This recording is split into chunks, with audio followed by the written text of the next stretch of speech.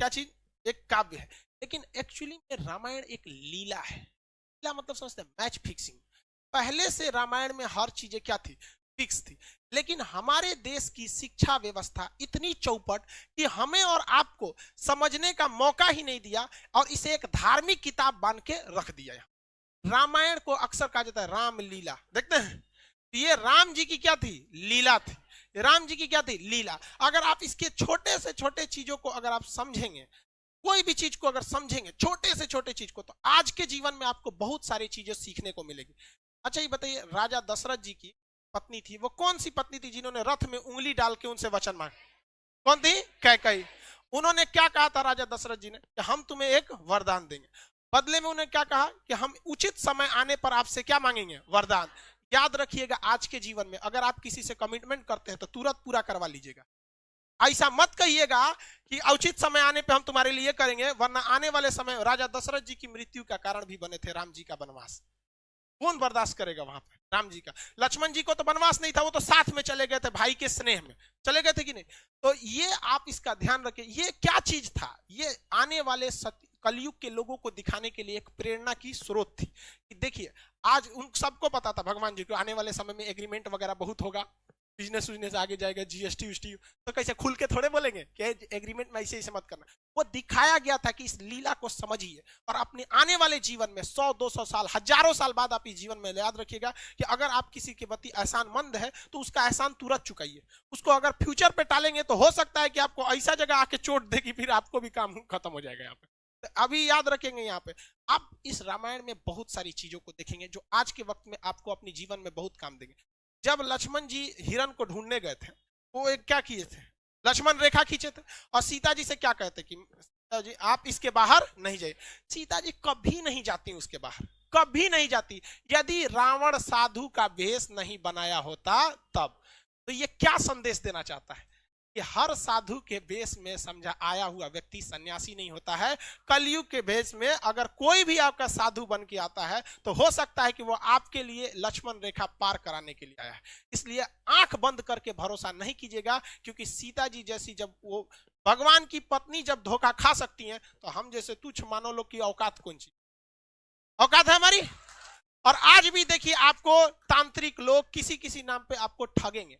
ये एक लीला है। लेकिन हमारी सिस्टम में जब अंग्रेज आए थे तो इस तरह से पढ़ा के गए कि हमारे और आपके दिमाग पे एक ताला मार दिया कि बौद्ध ग्रंथों में कुछ भी है तो आप इसे नहीं पढ़ेंगे, क्योंकि आपके दिमाग पे ताला मारा गया है कि आप हिंदू हैं, आप मुसलमान हैं, आप सिख हैं। अरे भाई, महात्मा बुद्ध ने कह के गए थे क्या कि हमसे तुमको कोई भी, बौद्ध लोग ही हमसे अपनी तमन्नाओं को मांगना या हमारी मन्नत मांगना, अगर कोई मुस्लिम या हिंदू हमसे कोई प्रार्थना करेगा तो हम पूरा नहीं करेंगे? क्या मर्यादा पुरुषोत्तम राम कहते क्या कि अगर हमसे कोई सच्चे दिल से मुस्लिम अगर हमसे अपनी प्रार्थना करेगा उसने मुसीबत में, तो हम उसकी पूजा नहीं, की प्रार्थना को नहीं सुनेंगे, कहेंगे भाग तू मुस्लिम है? क्या कहेंगे? नहीं। लेकिन हम लोग 200 साल तक अंग्रेजों के गुलाम रहे। देखिए, मुगलों के वक्त में भी हमारी संस्कृति पे आँच आई थी, मुस्लिम शासक के वक्त आई थी, लेकिन उन लोग की सोच दूरदर्शी नहीं थी, वो केवल हमारे सामाजिक क्षति की है। लेकिन जब अंग्रेज का शासन आया ना, मेंटली बर्बाद कर दिया सब, जिसका खामियाजा आज भी हमें भुगतना पड़ता है। जबकि ये साफ संदेश था राम जी का कि देखिए, हमारी खुद की पत्नी भी धोखा खा सकती है, तो आप आदमी किस दे। इसलिए जब कभी भी कोई धार्मिक चीज में अगर आए तो उसे एक बार जांच परख लीजिएगा। हम ये नहीं कहते हैं कि सब गलत है, लेकिन जांच परख जरूर लीजिएगा। जब लंका में जाया जा रहा था, तो लंका में जब जाने के वक्त में भी देखिएगा, जब वानर लोग पुल बना रहे थे, वानर लोग क्या बना रहे थे, पुल बना रहे थे, तो उसमें गिलहरी भी ईंटा लेके ढोती थी सब। अब गिलहरी की औकातें कितना, इतनी इतनी ईंटा लेके घूम रहे थे, देखो बंदर उठा के फेंक दिया गिलहरी को, क्योंकि भाग यहाँ से डिस्टर्ब करने आई है यहाँ पे। तो राम जी के पास गिरी थी और उसको तो चोट लग गया। तो राम जी अपने उंगली से ऐसे सहला दिए थे, तो गिलहरी के ना पीठ पर आप देखेंगे ना 3 ठो निशान होता है। गिलहरी के पीठ पर 3 निशान होता है। तो ये कहा गया कि राम जी का ये क्या है, निशान है। और राम जी ने अपने जीवन का सबसे बड़ा उपदेश उस बंदर को बुला के दिए थे, वानरी सेना को, कहते इधर आओ, सबका क्लास लिए थे, चलो सब लोग यहाँ मारा कैसे वहां पे। और उन्होंने, राम जी घुसियाने वाले नहीं थे, लक्ष्मण जी इतनी भड़कीले टाइप के थे, नाके काट दिए सुपने खा। आज भी हर लड़की किसी भी लड़के को प्रपोज करने से डरती है, क्योंकि उसको याद है ससुरा हमरा एक बार रामायण के समय लक्ष्मण जी काट दिए थे। लड़का डरता है कि कहीं तमाचा मत मार दे, लड़की डरती है नकिए मत काट दे। खैर ये मजाक वाली बात है, इसको सीरियस नहीं ले। तो राम जी ने क्या कहा था कि देखो, मायने ये नहीं रखता है कि तुम कितना किए हो, मायने ये रखता है तुम कितना कर सकते हो। बंदर लोग जो है वानरी सेना, तुम्हारी क्षमता ज्यादा है, तुम बड़े बड़े पत्थर को उठा सकते हो, लेकिन गिलहरी ने उतना बड़ा पत्थर उठाया जितनी इसकी औकात थी। इसलिए अगर कामयाब होना चाहते हो तो ये मत सोचना आज के समय में कि तुमने कितना पढ़ाई किया, बल्कि अपने आप से पूछना कि आज हम कितना पढ़ सकते थे। समझ में गया? इसलिए हम आज भी इस गिलहरी को अपने पास रखते हैं।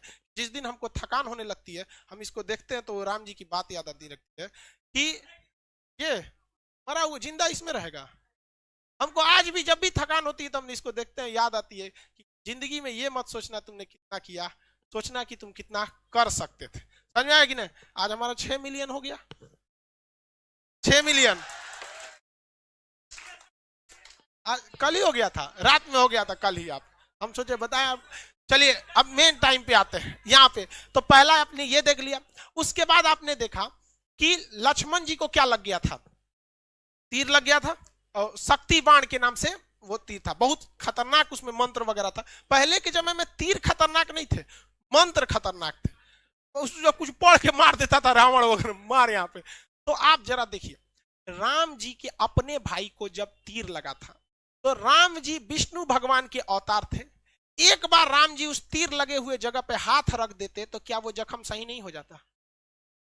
हो जाता कि नहीं? लेकिन राम जी तो भैया ठहरे भगवान, उन्हें पता था कि आने वाले कलयुग में बहुत सारे ऐसे तांत्रिक घूमने लगेंगे जो कहेंगे कि मर्यादा पुरुषोत्तम राम ने जो मंत्र पढ़ा था, मैं उसी मंत्र को पढ़ के आपके AK-47 का गोली लगाए साफ कर देंगे, बिच्छी काटा है साफ कर देंगे, सांप काटा है साफ कर देंगे। इसलिए राम जी अपने भाई को तड़पते हुए छोड़े और कहे हनुमान जी को कि जाइए आप हिमालय से संजीवनी बूटी लाइए, जो हनुमान जी को दिखाता है कि यदि समय रहते अगर आप मेडिकल सुविधा ला सकते हैं। आज के समय में अगर आप देखेंगे, मजाक में सेंस में ना लेंगे तो आज के समय में वो एम्बुलेंस को दर्शाता है। आप इसे मजाक के सेंस में ना लेंगे तो आज के समय में एम्बुलेंस को दर्शाता है और मेडिकल दवाओं को दिखाता है कि अगर आपको कोई तकलीफ है तो आप तुरंत जाइए डॉक्टर के पास, देर मत कीजिए और दवाइयां लाइए। वरना राम जी को क्या, आपको क्या लगता था राम जी के पास शक्ति ना है? अरे भाई साहब, बड़का बड़का लीला करके यहाँ पे वहां जो दिखाता है। लेकिन आज के समय में हम लोग, क्योंकि भारत अंग्रेजों को पता था कि भारतीयों का शास्त्र में ऐसा चीज है कि अगर ये सचुरा पूरा अच्छा से जान जाएगा सब ना, तो हमारे इंग्लैंड को पीछे छोड़ के चल जाएगा। लेकिन उन्होंने इस चीज को दबा दिया, रामायण को केवल किताब रख दिया, ना कि उसे केस स्टडी में बता दिया। जबकि हार्वर्ड, ऑक्सफोर्ड जैसी यूनिवर्सिटी में ये सब चीजों को केस स्टडी पे पढ़ाया जाता है कि देखो राम जी ने क्यों नहीं उस चीज को सही किया, क्योंकि इसका 800 साल 200 साल 1000 साल बाद क्या असर पड़ेगा। उस ससुरे हमरे किताब पढ़ के आगे बढ़ गए सब, हम लोग को थरिया थमा दिया, तू रामायण पे लड़, तुम महाभारत पे लड़, हम हिंदू तुम मुसलमान, तुम सिख तुम ईसाई। लेकिन आज भी हम लोग नहीं समझते इस चीज को, आज भी आप लोग समझिए इस चीज को। और दूसरा देखिए, आप आगे हर चीज को अगर आप देखेंगे, बहुत सारा चीज का रामायण महाभारत उसमें देखेंगे आप, रावण मारा गया क्यों? अपने भाई को क्या किया था, बता दिया था।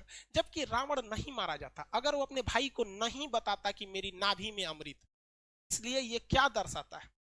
ये यही दर्शाता है कि अगर आप किसी राज को चाहते हैं छुपा लेना, इसका सबसे अच्छा तरीका है कि किसी को ना बताएं। क्योंकि अगर आप अपने करीबी को कोई राज बताते हैं तो करीबी का भी कोई ना कोई करीबी होता है। इसलिए अगर आप चाहते हैं तो किसी को ना बताएं, स्पेशली महिला को तो बताइए मत। आप बुरा मानिएगा लेकिन ये चीज हकीकत है। किसी महिला को बताइएगा ना, हाई बात मत बताना, तो अपनी सहेली को बताएगी और उसको भी कहेगी किसी को बताना नहीं, और वो पूरा लॉज पीट देगी हल्ला, और सबको यही बात कहा जाएगा किसी को बताना नहीं। पहले के वक्त में मीडिया नहीं था तो महिलाएं ही मीडिया का काम करती थी। कोई खबर पहुंचाना है, एगो दादी को कह दो, पूरा मीडिया का काम हो। तो इस चीज को आप समझिए, ये केस स्टडी है। राम जी बड़ा बड़ा लंका जलाया गया, ये हुआ, ये सारा चीज। लेकिन जब वनवास काट के जब वो घर आए, तो घर पे आए तो सबको पता है कि सीता जी 83 दिन तक लंका में थी। लेकिन रावण को श्राप भी तो था कि अगर वो सीता जी को गलत नियति से टच भी करता है तो भस्म हो जाएगा, था कि नहीं था? पूरी दुनिया जानती थी कि सीता जी एकदम पवित्र है। लेकिन जब वो अयोध्या पहुंची तो राम जी लोगों ने सवाल उठा दिया कि सीता जी को अग्नि परीक्षा देनी पड़ी। सवाल उठाया गया था कि नहीं उठाया? तो राम जी कभी नहीं चाहते थे कि वो अपनी पत्नी को, जगत जननी मां सीता को, वो अग्नि परीक्षा में बैठाएं। लेकिन समाज में आकर उन्होंने कहा कि 90% लोग को विश्वास है कि सीता जी क्या है, एकदम पवित्र है। इवन कि अशोक वाटिका में रावण रखा था तो उसके अंदर भी बहुत ज्यादा इंसानियत थी। और कहा भी, मतलब एक रावण के, बहुत से लोग रावण की इंसानियत को भी कहते हैं और कहते भी हैं कि सीता जी को पवित्र लौटाया गया था। तो ये राम जी की मर्यादा, राम जी की बहादुरी तो थी ही, लेकिन इससे कहीं ज्यादा रावण की इंसानियत भी थी। और जो दशहरा के दिन रावण को जलाते हैं तो एक नहीं, एक कोटेशन आता है, ये रावण भी बोलता है, मुझे आग लगाने वालों जरा ये बताओ इस भीड़ में राम कौन है। लेकिन हम लोग दशहरे में उस रावण को जलाते हैं। हकीकत देखिएगा तो उससे नीच और आदमी आज हम लोग बन के बैठे, हम लोग से कहीं ज्यादा इंसानियत उस रावण में था उस वक्त में। लेकिन राम जी अयोध्या आए ना तो 90% लोगों को पता था, 90% लोग खुश थे कि आज हमारे मर्यादा पुरुषोत्तम राम आ गए। लेकिन उस समय भी लोगों की कमी नहीं थी, लोग की कमी उंगली उठाने की नहीं थी, लोगों ने भगवान पर उंगली उठा दिया और भगवान ने सोचा कि चलो ना हम अग्नि परीक्षा दे देंगे, जगत जननी माँ सीता तो पवित्र ही है, अग्नि परीक्षा में क्या हो जाएगा, सफल तो हो ही जाएंगे। हुआ भी वही, माँ सीता अग्नि परीक्षा में बैठी और कहा गया भैया अगर पवित्र रहेंगी तो आग नहीं जला पाएंगी और अब अपवित्र है तो आग जला देगी। क्या सीता जी को आग जला पाई थी? नहीं। लेकिन हुआ क्या उसके बाद, जब सीता जी आई तो रो दी। मुझे दुनिया से मतलब नहीं था, ये राम जी आपसे मतलब था। राम जी आपने ही जब हम पे कह दिया अग्नि परीक्षा के लिए तो ये दुनिया मेरे किसी काम के नहीं। वो धरती माँ से जन्मी थी और धरती माँ में समा गई, जो क्या दर्शाता है कि जीवन में आप कितने भी बढ़ जाइएगा लोग आप पे उंगलियां जरूर उठाएंगे। जब राम जी को नहीं छोड़ा लोगों ने उंगली उठाने में तो हमारी और आपकी क्या औकात है। और ये यही बताता है कि राम जी अगर उन 10% लोगों को डांट देते ना, चल भाग यहां से, तो माँ सीता को अग्नि परीक्षा नहीं देनी होती। लव और कुश को छोड़कर माँ सीता कभी नहीं जाती, बचपन में बेचारे रोते रह गए। इसलिए अगर 2 कौड़ी के लोगों को अगर खुश करने के चक्कर में रहेंगे तो आपका अपना जीवन बर्बाद हो जाएगा। राम जी का पूरा परिवार बर्बाद कर दिया इन 2 कौड़ी के लोगों ने यहाँ पर। इसलिए जीवन में याद रखिएगा, जब भी आगे बढ़ेंगे लोग आप पे सवाल उठाएंगे, लेकिन हमारे अंग्रेजों ने ये बर्बाद कर दिया। आज किसी मुसलमान को कहिएगा ना रामायण की तुम्हें पाठ सुनाते, नहीं सुनेगा। और इवन कि आपको अगर कोई कुरान की बात सुनाएगा तो आप अगर दूसरे धर्म के तो आप भी नहीं करें। ये कोई किसने ये जहर बोया हमारे अंदर, किसने? हाँ भाई साहब, ये 200 साल जो अंग्रेज गए सब ना, अंग्रेज भाई साहब बहुत दिमाग वाले थे।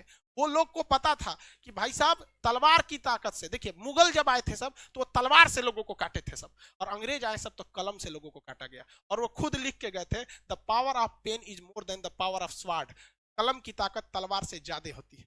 हमारा वैचारिक नपुंसक बना के चले गए सब अंग्रेज, हमारी शिक्षा व्यवस्था को बर्बाद कर दिया। और इससे लड़ने का काम किया था राजीव दीक्षित ने, और इसमें किसी न किसी की चाल थी जिन्होंने राजीव दीक्षित को आकस्मिक मृत्यु कर दिया, और जो हमारी वैचारिकता को एक ग्लोबल लेवल पर ले जा रहे थे। तो खैर आप भी समझते हैं, इस सब चीज में मत पड़िएगा, धार्मिक चीजें गलत होती है, लेकिन हम लोग इसके शिकार हुए हैं, हम लोग को शिकार बनाया गया है ये अंग्रेजों ने। सज्जनों को समझ में नहीं आता, धीरे धीरे विकास होगा। लेकिन आप अगर समाज को देखेंगे ना तो समाज का एक ऐसा हिस्सा है जो अब इस सब चीजों से हट रहा है। उसे नहीं मतलब है कि धार्मिक चीजें क्या है, हिंदू मुस्लिम सिख ईसाई क्या है, वो अब इंटेलेक्चुअल पे जा रहा है। लेकिन समाज का एक हिस्सा ऐसा भी है जो ससुरा इसमें और ज्यादा क्या होते जा रहा है, बनते जा रहा है। यार आप पढ़े लिखे हैं, आप इस चीज को समझिएगा। तो रामायण क्या है, एक तरह की लीला है जो बताता है कि भाई साहब आप सबको